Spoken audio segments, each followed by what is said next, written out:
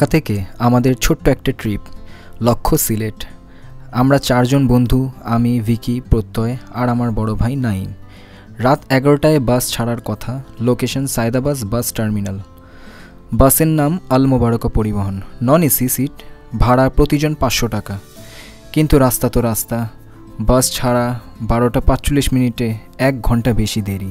তবুও আমাদের উৎসাহ একটুও কমেনি। সিট পেয়েছি একদম সামনে, ছিল ক্লিয়ার ভিউ আর কিছুটা ঝাঁকির ফিলও। রাত প্রায় 3:30, বাস থামলো মাধবপুরের একটা রেস্টুরেন্টে। 20 থেকে 30 মিনিটের জন্য ব্রেক, তাই জলদি করে রাতের ডিনার সেরে নিলাম। তারপর আবার রওনা। সবাই একটু একটু করে ঘুমিয়ে পড়তে লাগলো, কিন্তু আমি, ঘুম ছিল না চোখের কাছে। বাসের ঝাঁকিতে ঘুম আসে না, তাই ইয়ারবাডস লাগিয়ে গান শুনলাম। চোখ বন্ধ করে দেখতাম রাতের অন্ধকার রাস্তা, কিছু চুপি চুপি আলো, কিছু ঘুমের মানুষ। আমি ছিলাম একটা নিজের ভুবনে। আর দেখতে দেখতে কবে যে রাস্তার অন্ধকার থেকে সকাল আলো চুপি চুপি চলে আসলো বুঝতেই পারিনি।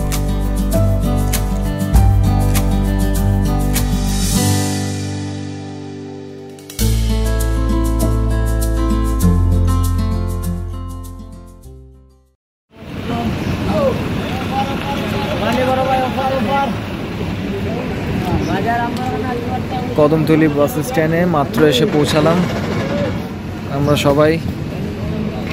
এখন কয়টা বাজে? 7টা বেজে 8। 7টা বেজে 8, মাত্র এসে পৌঁছালাম। কি চশমা? না, সানগ্লাস দরকার আছে। ব্ল্যাক হয়ে গিয়েছে, সানগ্লাস দরকার আছে। আমাদের কালো হচ্ছে। এই যে 9 হেডটা অটোমেটিকলি কালো। আর এটা তুমি তোমারটাই কালো হবে না? আমার তো চোখই কালো।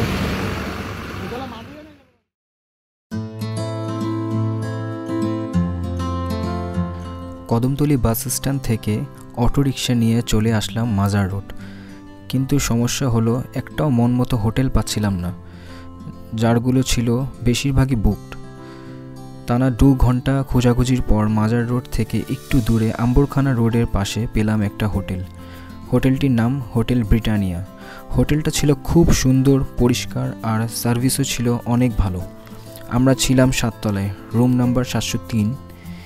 একটা বড় এসি রুম, ডাবল বেড দিয়ে সাজানো, 4 জনের জন্য পারফেক্ট। জানালা দিয়ে বাইরে তাকিয়ে দেখা যেত পুরো সিলেট শহর ও স্টেডিয়াম। পরে যে হোটেল বুক করা হলো,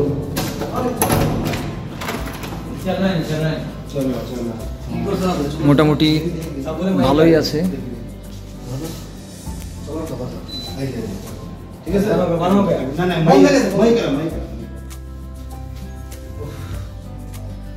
ব্যালকনি নাই, কিন্তু জানালা আছে, মোটামুটি ভালো। কত নিছে? 8000। না ফাজলামি না, কত নিছে? সাথে কি কি আছে? বাফেট ব্রেকফাস্ট ফ্রি আছে।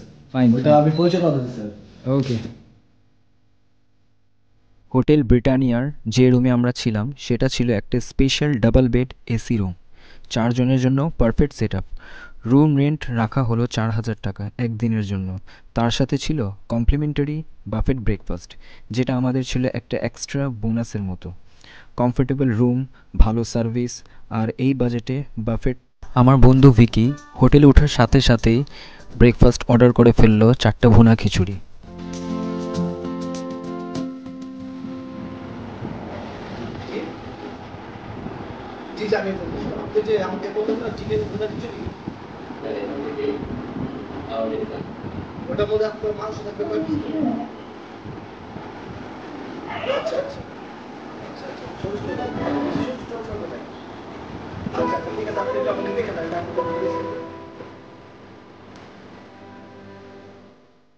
ব্রেকফাস্টের পর সবাই একটু রেস্ট নিতে গিয়েছিল, কিন্তু সেই রেস্টই ছিল ঘুম। চোখ খুলতে খুলতে বিকাল 3টা বেজে গেল। তারপরে তাড়াতাড়ি তাড়াহুড়া করে 4টার দিকে বেরিয়ে পড়লাম হোটেল থেকে একটা সিএনজি নিয়ে। লক্ষ্য সাদা পাথর। ওইখানে ঘুরে রাতারকুলের দিকে ফিরব, তাই সময় মিলাতে পারছিলাম না।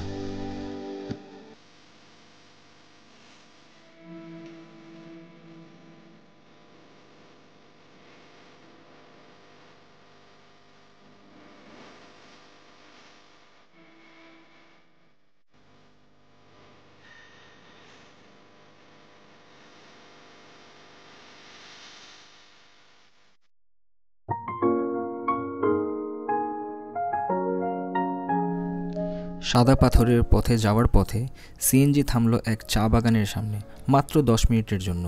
তাই সময় নষ্ট না করে সবাই দৌড়ে গেলাম বাগানের ভিতরের দিকে। সবুজের মাঝে হারিয়ে গেলাম ক্ষণিকের জন্য, আর ছবি তুলতে তুলতে মুহূর্তগুলোকে ধরে রাখলাম ক্যামেরার ফ্রেমে।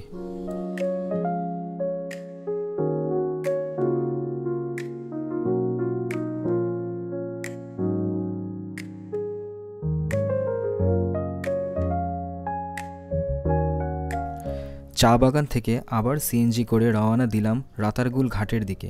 শেষমেশ পৌঁছালাম ঠিকই, কিন্তু সময় অনেকটাই পেরিয়ে গেছে। এই দেরির কারণে আর নৌকা নিয়ে দেখা হলো না রাতারগুল সেই জলাভূমির অরণ্য। এটাই হয়তো আমাদের সফরের সবচেয়ে বড় আফসোস হয়ে থাকলো।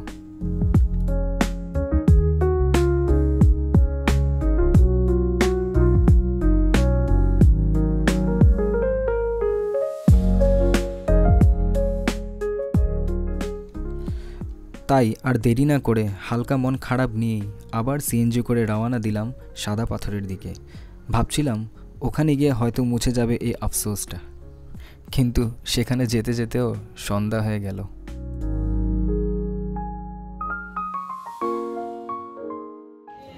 খুব কম সময় নিয়ে আসছি সাদা পাথরে, খুবই কম সময়ে, মাগরিবের আজান দিবে মাত্র এমন সময়। নৌকা দিয়ে তো ঘুরতে পারবো না, দেখি কতটুকু যাওয়া যায়। সাদা পাথরের নৌকা ভ্রমণের সময় ছিল বিকাল 5টা পর্যন্ত। এরপর আর কোনো নৌকা সাদা পাথরের দিকে ফিরে যায় না, সব ফিরে আসতে শুরু করে। তাই যারা ভবিষ্যতে আসবেন হাতে সময় নিয়ে বিকেলের আগেই চলে আসবেন, আর আমাদের মতো এখানে গিয়েও যেন আফসোস না থেকে যায়। আমার বন্ধু ভিকি তো আফসোস করতে করতে গান গাওয়া শুরু করলো। पल का शायर पल दो पल मेरी कहानी है, पल दो पल मेरी हस्ती है, पल दो पल मेरी जवानी है पल दो पल का शायर।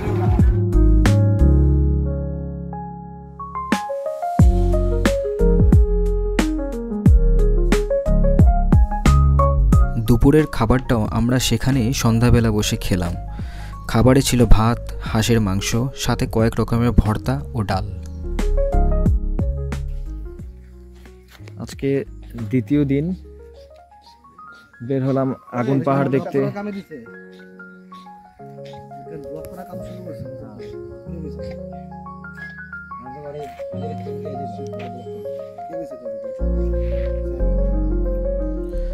আগুন পাহাড় নাম শুনলেই মনে হয় যেন আগুন জ্বলছে পাহাড়ে। সত্যি বলতে এটি একটি প্রাকৃতিক গ্যাস নির্গমনের জায়গা, যেখানে গ্যাস বেরিয়ে আগুন জ্বলতে থাকে মাটির নিচ থেকেই। এটা খুব বিরল দৃশ্য, যা সিলেটের জৈন্তাপুরে অবস্থিত। স্থানীয়রা বলে এটা আগুন বহু বছর ধরে একটানা জ্বলছে। দেখার মতো এক অভিজ্ঞতা, পাহাড়ি প্রকৃতি আর মাটির বুকে জ্বলন্ত শিখা। তাই আর দেরি না করে সবাই মিলে আগুন পাহাড়ের উপরে ওঠা শুরু করলাম। পাথুরে পথ, পাশে সবুজ আর মাথার উপর রোদ। ক্লান্তি থাকলেও উত্তেজনাটা ছিল তার চেয়েও অনেক বেশি। পাহাড়ের উপরে উঠে সেই আগুনের দৃশ্য একেবারেই আলাদা অনুভূতি দিল আমাদের সবার মনে।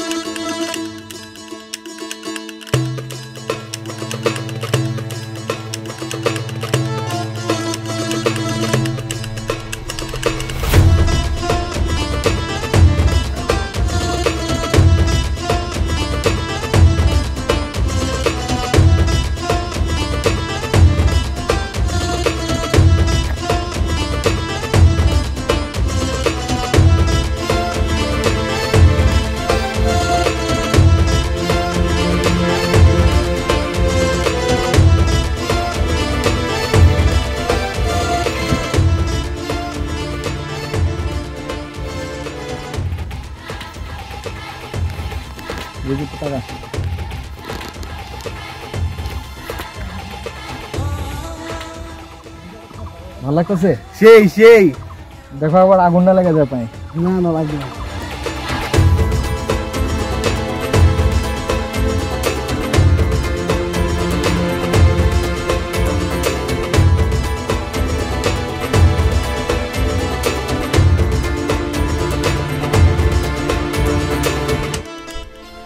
আমরা উঠে গেলাম আগুন পাহাড়ের সবচেয়ে উঁচু জায়গাটায়। প্রচণ্ড রোদ আর গরম, তবু চারপাশে বইছিল হালকা বাতাস। চারদিক ঘিরে ছিল পাহাড়ের মতো উঁচু উঁচু গাছপালা, সবুজ আর আলো ছায়ার খেলা, একটা অন্যরকম অনুভূতি।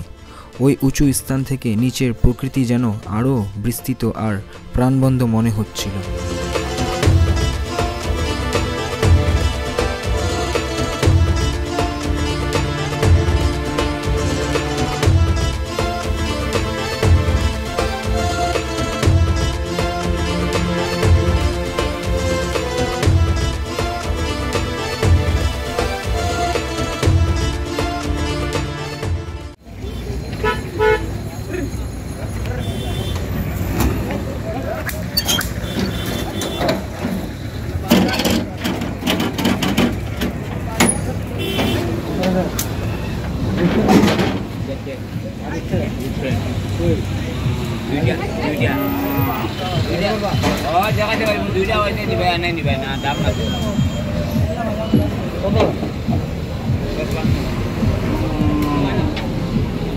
কত বলে?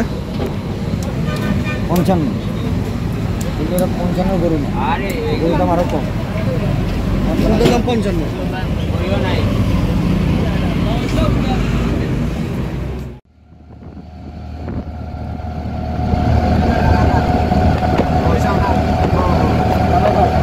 আগুন পাহাড় দেখা শেষ হলো।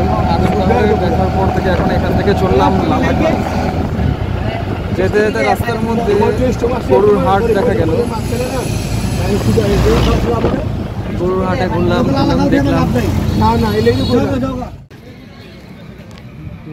এটা হলো লালাখাল। এটা এখন গরমের সময়, পানি একদম শুকনো অবস্থায় আছে, শুকিয়ে গেছে পানি। তেমন একটা পর্যটক ভিড় নাই, আমরা দুপুরবেলা তো এই জন্য। সব সময় কষ্টে থাকে।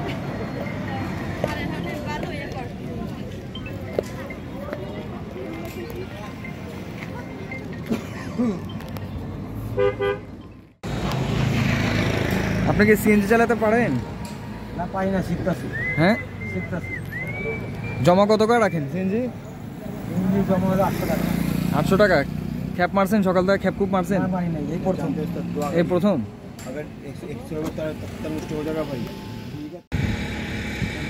জাফলংয়ের উদ্দেশ্যে এখানে এখন শ্রীপুর চা বাগান, যেটা আগে খোলা ছিল, এখন ব্র্যাকেট দিয়ে বন্ধ করা আছে।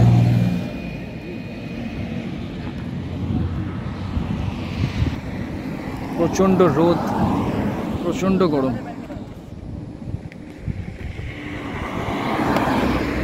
আমার বন্ধু ভিকি ওই পাড়ে যায় ভিডিও করতেছে ইন্ডিয়ার। ভিকি,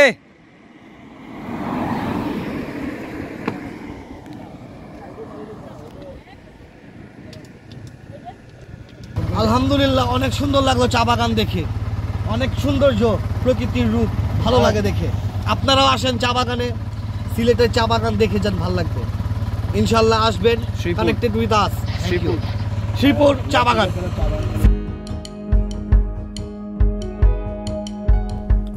শ্রীপুর চা বাগান সিলেটের অন্যতম প্রাচীন আর সুন্দর এক চা বাগান। সবুজে ঢাকা পাহাড়ি পথ, আর যতদূর চোখ যায় সারি সারি চা গাছ, যেন গালচে বিছানো সবুজ চাদর। এখানে কাজ করে শত শত শ্রমিক। তাদের হাতে গড়া এই প্রাকৃতিক সৌন্দর্য সত্যিই মন ছুঁয়ে যায়। শান্ত পরিবেশ, ঠান্ডা হাওয়া আর সবুজের আবেশ। শ্রীপুর চা বাগান যেন প্রকৃতির কোলে লুকানো এক স্বর্গ।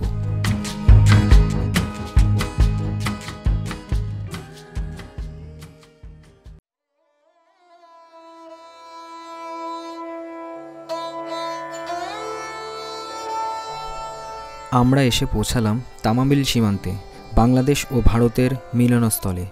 এখানে আছে নো ম্যানস ল্যান্ড, মানে এমন এক জায়গা যেটা দুই দেশেরই সীমার বাইরে।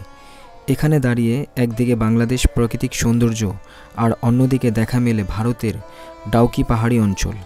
সীমান্তের এই জায়গাটায় দাঁড়িয়ে দেশের মাটি আর দেশের সীমা দুটোরই মানে যেন আরও গভীরভাবে বোঝা যায়। পাসপোর্ট ছাড়া এপাশ থেকে ওপাশ যাওয়া নিষেধ, তবুও এখানকার পরিবেশ, পাহাড় আর সবুজে ঘেরা রাস্তাগুলো দেখলেই মন ভরে যায়।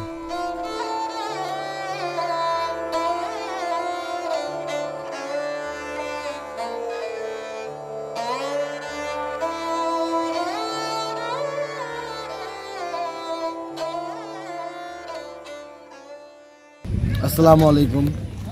আমরা এখন বাংলাদেশ আর ইন্ডিয়ার বর্ডারের মাঝামাঝি নোম্যান্স ল্যান্ডে আছি। আমরা এখন বাংলাদেশের বর্ডার আছি তামাবিলে, ওইটা হয়েছে আপনার ইন্ডিয়ার বর্ডার, আর এটা হয়েছে নোম্যান্স ল্যান্ড। অবশ্যই আসবেন, ভালো লাগবে। এটা আলগা একটা ফিল, আলগা একটা ভাইবস।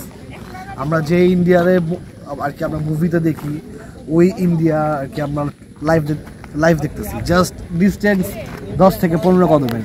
এটা ত্যাগ করলে আমরা ইন্ডিয়া ইনশাল্লাহ। কিন্তু এখন না, ভিসা লাগিয়ে তারপর আমরা যাবো। এখন যে আমাদেরকে যেতে দিবে না, ভিসা লাগিয়ে যেতে হবে। এ দেখেন ইন্ডিয়া, ভালোই লাগে, ফিলস গুড।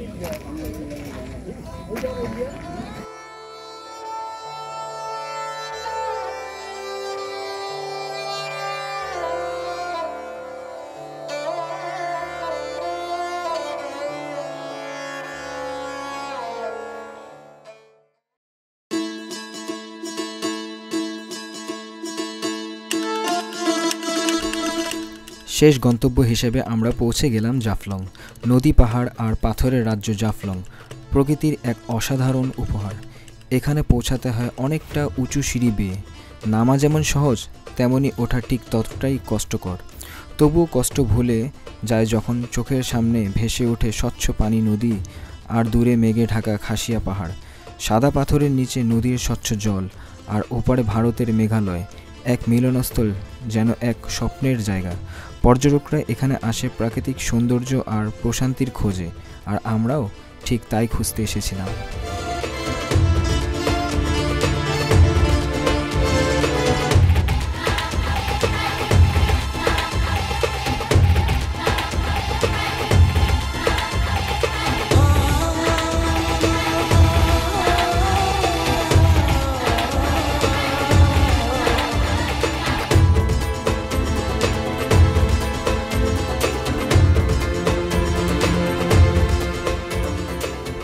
তাই নিচে নেমে আমরা একটা নৌকা ভাড়া করে রওনা দিলাম মায়াবী ঝর্ণার দেখার উদ্দেশ্যে। হাতে খুব বেশি সময় ছিল না, কারণ ফেরার পথে আমাদের দেখতে হবে জাফলং 0 পয়েন্ট। তাই সময় বাঁচিয়ে ছোট্ট এক নৌকা যাত্রায় মুগ্ধ হয়ে দেখতে থাকলাম চারপাশের অপরূপ প্রাকৃতিক সৌন্দর্য।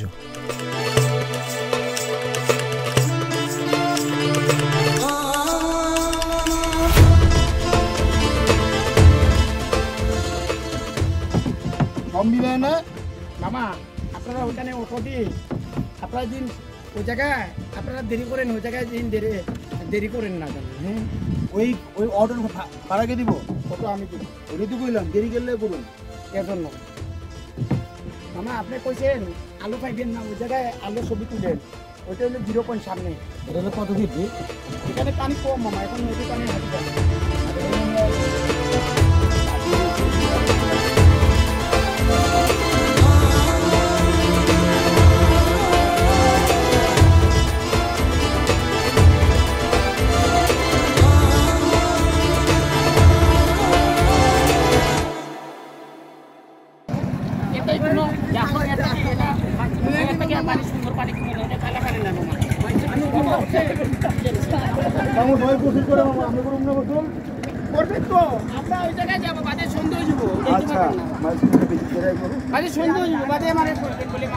ভাই আমি কি ভাই পয়সা আসছি ভাই, ছোড়ে নিবেন আমার ভাই, ভিডিও করবো না ভাই। এই যে তোমার ভিডিও করতেছি তো, তুই ভিডিও নিচ্ছ না মিয়া? এই যে তোমার ভিডিও করতেছি তো আমি। তুমি গোসল করো, এখানে ডুব দাও, তুমি ডুব দাও, ডুব দাও।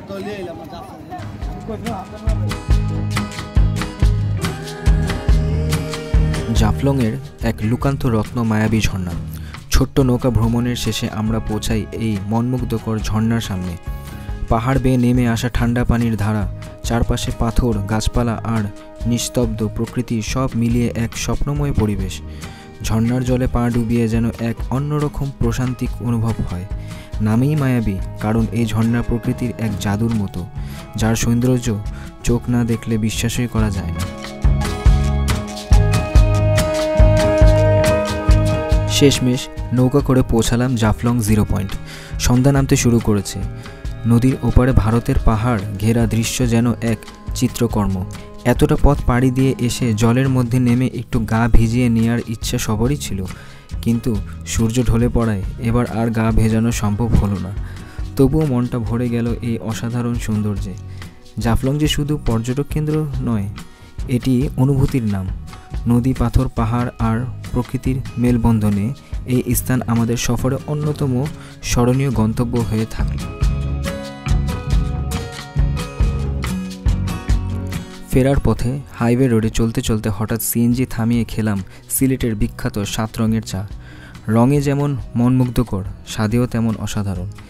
এক এক স্তরে এক এক রং, এক এক স্বাদ। এ যেন একটা কাপে 7 রকমের অভিজ্ঞতা। এই চায়ের স্বাদ আর এই মুহূর্তটাও আমাদের সিলেটের ভ্রমণের মিষ্টি স্মৃতি হয়ে থাকলো। ফেরার পথে আমরা সোজা চলে এলাম হজরত শাহজালাল রহমতুল্লাহ আলাইহা ও হজরত শাহপরান রহমতুল্লাহ আলাইহের পবিত্র মাজার জিয়ারতে। এটাই ছিল আমাদের সফরের মূল উদ্দেশ্য। চাপা ভিড়, শান্ত পরিবেশ আর আধ্যাত্মিক এক আবহাওয়া চারপাশে মনটা যেন এক অজানা প্রশান্তিতে ভরে উঠল। কিছুটা সময় নীরবে কাটিয়ে আমরা মনে মনে দোয়া করে বেরিয়ে এলাম সেই পবিত্র স্থান থেকে।